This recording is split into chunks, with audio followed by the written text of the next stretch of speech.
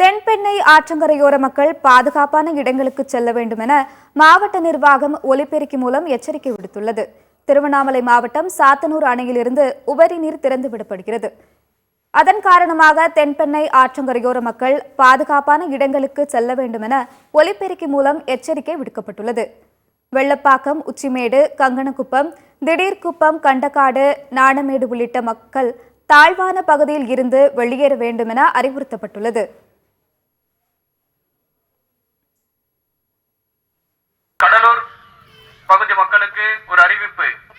சாத்தனூர் அணையில் உபரி நீர் திறந்து விடுவதால் தென்பெண்ணை ஆற்றில் நீர்வரத்து அதிகமாக வாய்ப்புள்ளது.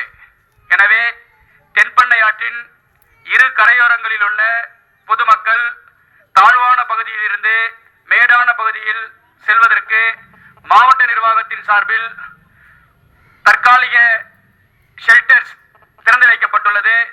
மேற்படி ஷெல்டரில் பொதுமக்கள் அனைவரும் வந்து தங்குமாறு மாவட்ட நிர்வாகத்தின் சார்பில் கேட்டுக்கொள்ளப்படுகிறது.